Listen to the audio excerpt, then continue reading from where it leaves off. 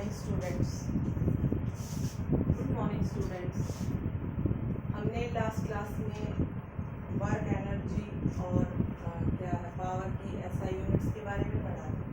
ठीक है, अब हम एक न्यूमेरिकल देखते हैं वर्क के ऊपर। ठीक है, मान लो कि हमें पता ही हमारी अर्थ है। ठीक है, अर्थ है और मून क्या है, इसके चारों तरफ क्या करता है, रोटेट करता है अर्थ के चारों तरफ। ठीक है, अब मेरे को ये बताना है कि what is the work done by gravitational force. Gravitational force की वजह से हमारा वर्क डन कितना हुआ। ठीक है, तो अब हमें क्या बताना है, what is the work done. Work क्या होता है, फोर्स और डिस्प्लेसमेंट होता है। और हमें ये पता है कि ग्रेविटेशनल फोर्स का क्या है, सेंटर की तरफ एक्ट करता है ना। ग्रेविटेशनल फोर्स का एक्ट करता है, ग्रेविटेशनल फोर्स क्या है, एक्ट एट सेंटर। तो मतलब तो वो मून को क्या करेगा, अपनी तरफ अट्रैक्ट करेगा ग्रेविटेशनल फोर्स की वजह से। और मून क्या है, ऐसे रोटेट कर रहा है, कभी इधर कभी इधर कभी इधर, मतलब मून की पोजीशन चेंज होती रहेगी। तो इसका मतलब क्या है, फोर्स इस डायरेक्शन में लग रहा है हमारा सेंटर की तरफ। लेकिन डिस्प्लेसमेंट मेरी कैसे हो रही है, ये जो मेरी डिस्प्लेसमेंट है वो टेंजेंशियली हो रही है ना, कभी इस पॉइंट पे कभी इधर कभी इधर। क्या है, जो मेरी डिस्प्लेसमेंट है वो कैसे एक्ट कर रही है, टेंजेंशियली। टेंजेंशियली मेरी क्या हो रही है, डिस्प्लेसमेंट हो रही है। तो मेरा W क्या होता है, F डॉट S। टेंजेंशियली यानी फोर्स इधर, डिस्प्लेसमेंट इधर। तो एंगल मेरा थीटा क्या बन गया, 90 डिग्री बन गया ना। तो F डॉट S जब A डॉट B होगा ना मैथ के अंदर, मान लो कि A डॉट B क्या होता है, AB कोस थीटा होता है। ठीक है, और A क्रॉस B क्या होता है, AB साइन थीटा होता है। ठीक है, और मेरा F डॉट S है और थीटा मेरा 90 डिग्री आ गया, क्योंकि टेंजेंट फोर्स इधर सेंटर पे और मून की मोशन क्या हो रही है, टेंजेंशियली हो रही है। तो ये क्या हो गया, FS कोस थीटा और FS कोस 90 की वैल्यू होती है मेरी 0। ठीक है, तो मेरा work done by gravitational force क्या हो गया, 0 हो गया। ठीक है, ये न्यूमेरिकल आपको समझ में आया। उसके बाद है मेरा नेक्स्ट टॉपिक मैकेनिकल एनर्जी। हमारी मैकेनिकल एनर्जी क्या होती है, नेक्स्ट टॉपिक है मैकेनिकल एनर्जी। क्या होती है, energy possessed by body, energy possessed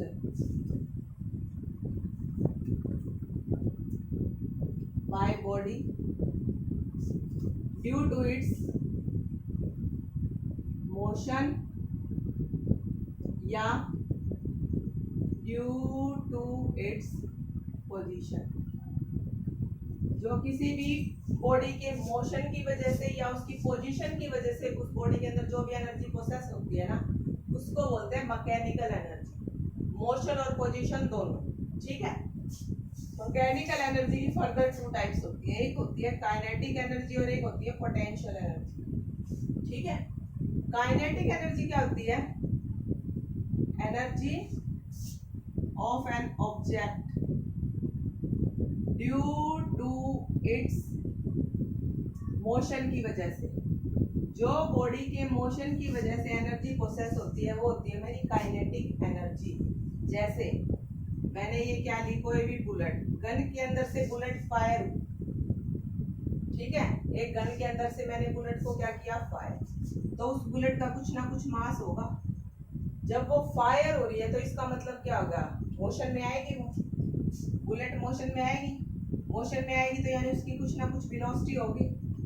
ठीक है, तो ये क्या है, उस बॉडी का, वो बुलेट का मोशन हो रहा है, उनके अंदर मोशन हो रहा है ना। तो इसका मतलब इसके अंदर कौन सी एनर्जी होगी, काइनेटिक एनर्जी। ठीक है, मास m वेलोसिटी v, तो काइनेटिक एनर्जी का फॉर्मूला होता है हाफ mv²। ठीक है, काइनेटिक एनर्जी का फॉर्मूला क्या होता है, हाफ mv²। ठीक है, फिर काइनेटिक एनर्जी समझ में आई कि उस बॉडी की एनर्जी किसकी वजह से, उसके मोशन की वजह से, तो होती है काइनेटिक एनर्जी। लेकिन अगर मैं पोटेंशियल एनर्जी की बात करूं, पोटेंशियल एनर्जी मेरी क्या होती है, energy possessed by an object, energy possessed by an object due to its position की वजह से जो एनर्जी प्रोसेस होती है उसको बोलते हैं पोटेंशियल एनर्जी। मान लो कि कोई भी स्टोन यहाँ था, ठीक है, ग्राउंड के ऊपर, मैं उस स्टोन को क्या है कुछ हाइट तक ले, ठीक है, तो इसका मतलब क्या है, कुछ ना कुछ उसके अंदर डिस्प्लेसमेंट हुई है, मतलब उसकी डिस्प्लेसमेंट क्या हुई, उसकी हाइट चेंज हुई, s = h हो गया। ठीक है, अब जब मैं उस स्टोन को ऊपर से नीचे रिलीज करूंगी तो उसकी एनर्जी का कैसे पता चलेगा। मान लो कि वो बहुत ही भारी पत्थर है, एक बार अपना पैर नीचे लेके जाना तब ये पता चल जाएगी कि उसके अंदर कितनी एनर्जी थी, क्योंकि वो एकदम से स्पीड में आएगा। ठीक है ना, तो मैंने क्या किया, मैं नीचे से ऊपर लेके गई ना, मैंने उसके अंदर क्या कर दिया, एनर्जी भर दी। ठीक है, नीचे से ऊपर ले जाने में मैंने उसके अंदर एनर्जी क्या कर दी, स्टोर कर दी। ठीक है, तो इसलिए वो ऊपर से नीचे आएगा ना तो उसकी बहुत ज्यादा एनर्जी होगी। तो पोटेंशियल एनर्जी का फॉर्मूला क्या होता है, mgh। स्टोन का मास ग्रेविटी की तरफ आ रही है यानी g, और डिस्प्लेसमेंट क्या हुआ h, तो पोटेंशियल एनर्जी क्या होगी, mgh। ठीक है, फिर ऐसे ही अगर मैं एक एग्जांपल लेती हूँ स्प्रिंग का, मान लो कि मैंने ये दीवार से क्या किया, ये दीवार है मेरी, यहाँ से मैंने क्या किया, एक स्प्रिंग को बांध रखा। ठीक है, अब मैंने उस स्प्रिंग के ऊपर फोर्स लगाया बाहर से, तो क्या किया मैंने, मान लो उसको क्या कर दिया, फोर्स लगा के कंप्रेस कर दिया उसको। ठीक है, तो उसको कंप्रेस कर दिया मैंने उसके ऊपर, यानी फोर्स लगाया, उसको कंप्रेस किया, तो अब उसकी एनर्जी का कैसे पता चलेगा, कंप्रेस करने के बाद एक बार उसको छोड़ के देखो, मुंह के ऊपर अपने आप पता चल जाएगा कि उसकी एनर्जी कितनी है। मतलब क्या किया, वो एकदम से आप स्प्रिंग को कंप्रेस करते एकदम छोड़ते हो तो ऐसे ऐसे वाइब्रेशन होती है उसके अंदर, तो क्या कर दिया मैंने, उसको कंप्रेस किया तो यानी उसके अंदर एनर्जी को क्या कर दिया, भर दिया, या एनर्जी को क्या कर दिया, उसके अंदर सेव कर दिया, मतलब उसको स्टोर कर दिया, बहुत सारी एनर्जी को इकट्ठा कर दिया। ठीक है, तो इसका मतलब क्या हो गया, उसके अंदर कौन सी एनर्जी होगी, उसके अंदर होगी हमारी पोटेंशियल एनर्जी। ठीक है, मतलब इससे क्या हो रही है, स्प्रिंग की शेप भी चेंज हो रही है ना, और स्टोन के केस में उसकी क्या है, पोजीशन चेंज हो गई थी। तो इसका मतलब पोटेंशियल एनर्जी क्या हो गया, energy possessed by body due to its position और कॉन्फ़िगरेशन।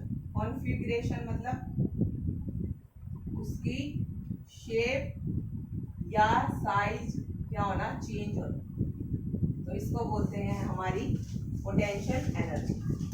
ठीक है, फिर उसके बाद है हमारा next topic work energy theorem. ठीक है,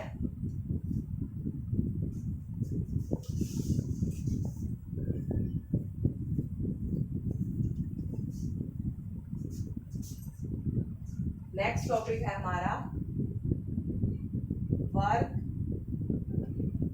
एनर्जी। ठीक है, इसके अंदर हमने ये चीज देखी है कि हम क्या है, किसी भी बॉडी पे जितना भी क्या है हम वर्क करते हैं। ठीक है, मतलब किसी भी बॉडी पे जितना वर्क करते हैं ना, तो क्या है उसके अंदर क्या हो जाते हैं, उतनी एनर्जी क्या हो जाती है, स्टोर हो जाती है। ठीक है, तो इसकी स्टेटमेंट क्या बोलती है, the amount of energy, the amount of energy transferred in a body is always equal to the is always equal to the amount of work done. मतलब किसी भी बॉडी के ऊपर हम जितना भी क्या है एनर्जी लगाते हैं किसी भी काम को करने के लिए, तो उसके अंदर क्या हो जाता है, किसी भी बॉडी के ऊपर क्या है, अगर हम कोई भी वर्क करते हैं ना तो उसके अंदर क्या हो जाता है, उतनी एनर्जी स्टोर हो जाती है। जैसे मैं एग्जांपल देती हूँ, मैंने वो पिछला एग्जांपल लिया था स्टोन वाला। मैं उस स्टोन को यहाँ हाइट पे लेके गई, ठीक है, तो उस स्टोन को नीचे से ऊपर ले जाने में मेरे को कुछ ना कुछ फोर्स लगाना पड़ेगा उसके ऊपर, कुछ ना कुछ मैं फोर्स लगाऊंगी तभी तो वो क्या होगी, उसकी पोजीशन चेंज होगी, है ना, डिस्प्लेसमेंट होगा उसके अंदर कुछ। तो मान लो मैंने वो फोर्स लगाने में मैंने उसके ऊपर कितना मैंने फोर्स लगाया, उस फोर्स को लगाने में मैंने मान लो उसके ऊपर इतना वर्क किया, ठीक है, वर्क डन मैंने कितना किया, उसके ऊपर 10 जूल किया। मतलब उस पत्थर को यहाँ से यहाँ पहुँचाने के लिए मैंने उसके ऊपर जो फोर्स लगाया था, फोर्स लगाने के लिए मेरे को क्या करना पड़ेगा, उसके ऊपर कुछ ना कुछ काम करना पड़ेगा, तभी तो फोर्स से ऊपर जाएगी। तो मान लो कि मैंने वर्क किया 10 जूल, तो इसके अंदर पोजीशन चेंज होगी तो कौन सी एनर्जी, पोटेंशियल एनर्जी। तो इतना मैंने वर्क किया है ना, तो इसके अंदर क्या हो जाएगी, इतनी ही एनर्जी क्या हो जाएगी, स्टोर हो जाएगी। समझ में आई बात। Amount of energy transferred in a body is always equal, amount of energy transfer in a body is always equal to the work done only. इतना ही वर्क किया था ना, तो इसके अंदर इतनी ही एनर्जी क्या होगी, हमारी स्टोर होगी, ठीक है। तो अब मैं इसको ऊपर से नीचे स्टोन को जब छोड़ूंगी, ठीक है, यहाँ से यहाँ मैंने स्टोन को क्या किया, रिलीज किया। तो रिलीज करने के बाद क्या है, स्टोन किस में आएगा, मोशन में आएगा। मोशन में आएगा मतलब क्या हो जाएगा, इसकी स्पीड चेंज हो जाएगी ना, स्पीड चेंज हो जाएगी, इसका मतलब इसके अंदर अब कौन सी एनर्जी होगी, काइनेटिक एनर्जी होगी ना। अब क्या है, हमारी पोटेंशियल एनर्जी किसके अंदर स्टोर होगी, चेंज होगी काइनेटिक एनर्जी के अंदर।